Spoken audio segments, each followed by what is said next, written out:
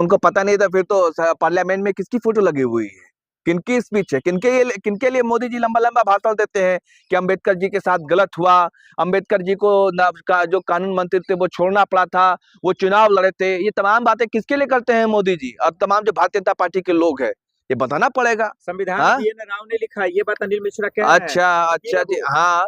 तो वो संविधान BN राव ने ड्राफ्ट बनाया था, लेकिन उनकी पूरी जो रूपरेखा है वो तैयार किसने किया था? पढ़ना पड़ेगा अनिल मिश्रा जी को, क्योंकि इसलिए तो कहा था ना भाई, पेरियार ने तभी तो कहा था क्योंकि बाबा साहब अम्बेडकर ने शिक्षित बनो, संगठित रहो, तमाम चीजों के लिए आह्वान किया था। और पेरियार ने कहा कि हिंदू धर्म का मतलब ब्राह्मण धर्म, यही कहा था उन्होंने कि बस ब्राह्मण तो ब्राह्मणवाद चले और आगे ना बढ़े कोई दलित, कोई पिछड़े, कोई मिश्रा जी आदिवासी। पे आप राजनीति कर रहे हैं। मिश्रा जी ने खुद का आप लोगों ने फैशन बना दिया इनका। हाँ, तो देखिए ना कौन कहा था, किसने कहा? मिश्रा जी फिर ने बाद कहना में मोदी जी, पड़ेगा। फिर मोदी जी क्या सफाई देने के लिए आए थे? अगर अंबेडकर वाकई अंबेडकर पर राजनीति कर रहे थे, मतलब अमित शाह ने गलत कहा था, सही कहा था, मतलब गलत कहा था, तो फिर क्यों आना पड़ा था मोदी जी को बचाव करने के लिए कि नहीं नहीं नहीं भाई, अम्बेडकर, हम लोग अम्बेडकरवादी हैं, हम लोग अम्बेडकरवाद है, और संविधान को क्यों माथे से लगाते हैं? बताना पड़ेगा उनको।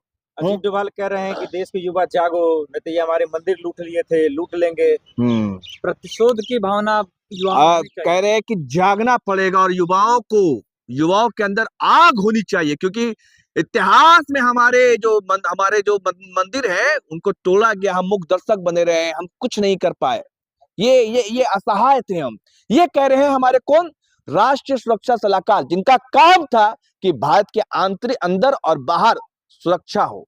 लेकिन दिल्ली के अंदर में बम ब्लास्ट हो जाता है, कोई खबर नहीं। पहलगाम में आतंकवादी घुस करके हमारे 28 लोगों को मार के चले जाते हैं, कोई सुरक्षा नहीं। तो पुलवामा अटैक होता है, हमारे 42 जवान शहीद हो जाते हैं, तब इनको कोई सुरक्षा। लेकिन ये कह रहे कि भाई युवाओं के अंदर आग होनी चाहिए। सबसे पहले तो ये बताए अजीत डोभाल जी कि आपके 2 बेटे हैं। कितने बेटे हैं? 2 बेटे हैं। शौर्य डोभाल जो बिजनेस करते हैं, पता है किनके साथ करते हैं बिजनेस? वो व्यापार करते हैं पाकिस्तानी मुल्क के सैयद अली अब्बास के साथ, उनकी कंपनी है, उनके साथ व्यापार करते हैं, कारोबार करते हैं। और दूसरे बेटे जो है, वो उनके एक और बेटे हैं, वो किसके साथ व्यापार करते हैं पता है आपको? सऊदी अरब के मुसलमान हैं, उनके साथ व्यापार करते हैं। तो सबसे पहले अपने दोनों बेटे को भारत बुलाइए और कहिए कि मंदिरों को तोड़ा गया था इतिहास में, तो बेटा तुम मुसलमानों के साथ किसी तरह का व्यापार नहीं करोगे, किसी तरह का कारोबार नहीं करोगे, तुम भारत आओ और भारत में मंदिर के लिए आकर के लड़ो। है हिम्मत? और दूसरी बात तो मैं कहना चाहता हूं अजीत डोभाल जी से कि अजीत डोभाल जी, मंदिर इतिहास में किसने तोड़ा था? कहा जाता है कि औरंगजेब ने तोड़ा था, अकबर, अगर मतलब बाबर हो, औरंगजेब हो, इन लोगों ने तोड़ा था, तमाम लोगों ने, इनके बारे में कहा जाता ना। आपको पता है कि अकबर के नवरत्न में कौन थे? मान सिंह। मान सिंह जो थे वो अकबर के नवरत्न में थे और उनके सिपा सलार थे। उन्होंने किसके खिलाफ लड़ा था लड़ाई? हाँ, हमारे जो राणा सागा थे उनके खिलाफ लड़े थे ना, महाराणा प्रताप के खिलाफ। अकबर के जो सिपा सलार थे, अकबर से लेकर औरंगजेब तक, वो मान सिंह थे। और मान सिंह किसके सिपा सलार थे? वो अकबर के सिपा सलार थे। अब किसके खिलाफ लड़ाई लड़ते? महाराणा प्रताप के खिलाफ लड़े थे। हिंदुओं के, राजपूतों के माननीय है। तो भाई साहब, जो मान सिंह है वो उनके वंशज किस पार्टी में है? वो तो भारतीय जनता पार्टी में ही है। अजीत डोभाल जी, जिनके ऊपर आरोप लगाते हो कि इन लोगों ने मंदिर तोड़ा था, यानी कि मुगल काल में मंदिर तोड़ा गया था, और मुगल काल के जो सिपा सलार थे मान सिंह, उनके परिवार, उनके उनके वंशज के लोग कौन है? किस पार्टी में है?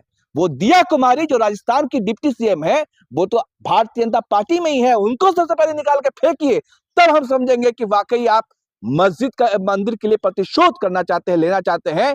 मुगल काल में जो मंदिरों को तोड़ा गया था, तो दिया कुमारी राजस्थान की डिप्टी CM वो आपकी भारतीय जनता पार्टी में है।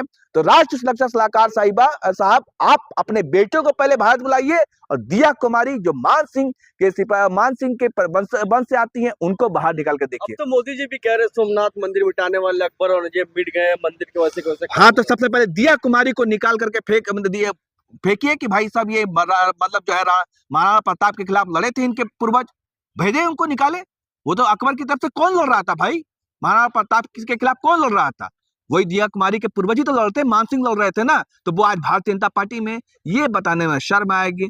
अपने बेटे, अपने अपने बच्चे विदेश में रहेंगे, विदेश से पढ़ाई करेंगे, और वहां जो है मुसलमानों से कारोबार करेंगे, मुसलमानों से समझौता करेंगे, और मुसलमानों के साथ गलवैया करेंगे, वहां के लोगों से गले मिलेंगे, हाथ मिलाएंगे, खाएंगे, रिश्ता बनाएंगे, सब कुछ करेंगे, संबंध रखेंगे। लेकिन यहाँ कहेंगे युवाओं के अंदर आग होनी चाहिए। अरे जितनी मंदिरें इतिहास मतलब औरंगजेब ने नहीं तोड़ा, ये कह रहे हैं हम, कौन कह रहे हैं, शंकराचार्य कह रहे हैं, उतने तो आज इस भारतीय जनता पार्टी की सरकार में तोड़ दी गई। अभी देखिए बनारस में मणिकर्णिका घाट को किस तरीके से तोड़ दिया गया, वहां पे किस तरीके से हिंदू उबल रहे हैं, किस तरीके से बोल रहे हैं। ये शंकराचार्य का बयान है कि मंदिरों को तोड़ दिया गया, मंदिरों को तोड़ा जा रहा है। जितना मंदिर जो है औरंगजेब के जमाने में नहीं तोड़ा गया, उतना अब तोड़ा जा रहा है। लेकिन सब तरफ सुई टपक सन्नाटा है, खामोशी है, चुप्पी है। अभी तक आप हम लोग देख रहे थे कि मस्जिदों के सामने नंगा नाच होता है, जब जुलूस निकाले जाते हैं तो किस तरीके से भगवा झंडा मस्जिदों पे लहराया जाता है, बुलडोजर चलता है, ये तमाम चीजें हम लोग देख रहे थे। इसको उत्सव की तरह देखा जा रहा था, मनाया जा रहा था और कहा था अब्दुल की चूड़ी टाइट हो रही है। अरुंधति रॉय ने कहा था कि भारत में हिटलर नहीं है, जानी मानी कवि वो लेखक है, उन्होंने कहा कि भारत में हिटलर नहीं है, लेकिन क्या है, शोभा यात्रा है। उन्होंने इस बात को कहा था कि कैसे नंगा नाच होता है, मस्जिदों को तो के ऊपर जो है तांडव मचाया जाता है। हम लोगों ने तमाम चीजों को देखा था, इवन कि उदयपुर में उदयपुर की कोर्ट के ऊपर भी जो है भगवा झंडा लगा दिया गया था। हम लोग तब वो चीज देख चुके थे। लेकिन आप देखिए कि कितना दुर्भाग्य है कि जिस देश में ये नारा दिया गया हो कि पढ़ेगा इंडिया तभी तो बढ़ेगा इंडिया, और हमारे प्रधानमंत्री एग्जाम को लेकर के चर्चा करते हैं, मन की बात करते हैं, सबका साथ सबका विकास की बात करते हैं। लेकिन एक अब्दुल नईम जो अपने निजी जमीन पर और अपने पॉकेट से 20 लाख रुपए लगा करके क्या बनाना चाहता था, स्कूल बनाना चाहता था। क्यों बनाना चाहता था भाई? क्योंकि गांव का सबसे करीबी स्कूल जो था वो 5 किलोमीटर दूर था, और उस गांव में आबादी कितनी थी ये जानकर सबसे ज्यादा तो आप हैरान रह जाएंगे। सिर्फ और सिर्फ 3 मुस्लिम परिवार उस गांव में रहता था, और उस 3 मुस्लिम परिवार भी इनको चुभ रहे। अब वो स्कूल आखिर अब्दुल नईम किसके लिए बनाना चाहते थे, किनको पढ़ाना चाहते थे? बात दलित और आदिवासी के बच्चे थे, उनको शिक्षा देना चाहते थे। बाबा साहब अम्बेडकर ने कहा था शिक्षा उस शेरनी का दूध है, जो पिएगा वो दहाड़ेगा। इसीलिए अब्दुल नईम दलित और आदिवासी के बच्चों को जागरूक करना चाहते थे। कक्षा 1 से नर्सरी क्लास से लेकर के 8वीं क्लास तक की स्कूल खोलना चाहते थे। तमाम चीजें जो है उनके पास थी। अपने पॉकेट से 20 लाख रुपए लगाया, अपनी जमीन थी, सब कुछ हो रहा था। लेकिन प्रशासन ने कहा कि ऊपर से प्रेशर है, दबाव है, तोड़ना पड़ेगा, और बुलडोज कर दिया गया। ना अपील, ना दलील, ना वकील, ना सुनवाई, ना कार्रवाई, सीधा बुलडोज कर दो। यही हो रहा है। आखिर किस बात का दबाव था, ये जानना चाहता है देश। आखिर किस बात का दबाव था? आज बैतूल के जिला प्रशासन को ये बताना पड़ेगा, क्योंकि अब्दुल नईम जिसके लिए स्कूल बना रहे थे वो कौन लोग थे? वो थे दलित और आदिवासी। मुझे आज याद आती है पेरियार की वो लाइन, जब उन्होंने कहा था कि इस देश में हिंदू कौन है, हिंदू सिर्फ और सिर्फ ब्राह्मण है। ये आज साबित हो गया, क्योंकि अब्दुल नईम जो है वो बनाना चाहते थे स्कूल दलित और आदिवासी बच्चों के लिए। मुसलमान तो सिर्फ 3 ही घर थे भाई, 3 ही परिवार थे। और पहले अफवाह उड़ाई गई कि भाई वहां पे जो है मदरसा बनाया जा रहा है, इसको लेकर के भी हंगामा मचा। तो लोग शिक्षा देते वो लोग। अच्छा ये देखिए, सोचिए ना कि 5 किलोमीटर दूर था, जब गांव वाले पूरा गांव लड़ रहा है साहब, पूरा गांव गया, बैतूल जिला प्रशासन पूरा गांव जाके लड़ रहा है। मुसलमान 3 घर है, बस 3 परिवार है मुसलमान, अब बाकी कौन लोग थे? तो ये जो बाबा साहब अम्बेडकर ने कहा था पढ़ो लिखो शिक्षित बनो संगठित रहो, तो इसको तोड़ने का जो मंसूबा है, जो नापाक, क्योंकि अगर जो बाबा साहब अम्बेडकर की लाइन है कि शिक्षा उस शेरनी की दूध है, जो पिएगा वो दहाड़ेगा। अगर वो दलित के बच्चे, वो आदिवासी के बच्चे, जिस दलित के ऊपर, जिस आदिवासी के ऊपर पेशाब कर दिया जाता है, अगर वो बच्चे पढ़ लेंगे, वो अपना हक और अधिकार जान लेंगे। इसी से तो महरूम रखना है। तो फिर वो मस्जिद के सामने तांडव कैसे करेंगे? वो मस्जिद पर जो जुलूस निकलती है वो भगवा झंडा कैसे लगाएंगे? यही चीज है। इसी चीज को देखते हुए इन जो नफरती चिंटू है, ये लोग, सरकार नहीं चाहती है कि दलित के बच्चे, आदिवासी के बच्चे पढ़े और बढ़े आगे। अब देखिए ना, बीजेपी में तमाम नेता हैं, वो लोग कहाँ पढ़ाई कर रहे हैं?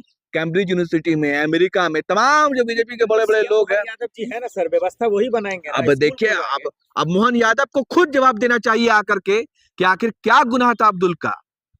क्या आप वो उन्होंने क्या, वो मदरसा कोई ट्रेनिंग था क्या? आतंकवादी का ट्रेनिंग था क्या? अगर कुछ भी गलती थी तो आप उसकी जांच करते, पड़ताल करते। अगर किसी भी तरह की शिकायत पाई जाती तब आप कार्रवाई करते, तब बताते आपको, तब उस पर कुछ रोक लगाते, कोई टोक लगाते। पूरा गांव, पूरा समाज इकट्ठा है।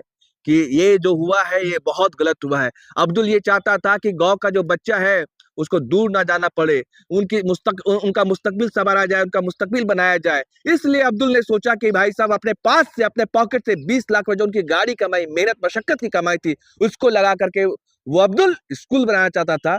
लेकिन ये लोग नहीं चाहते हैं कि गरीबों के बच्चे, वंचितों के बच्चे, दलितों के बच्चे, आदिवासी के बच्चे पढ़े लिखे और आगे बढ़े।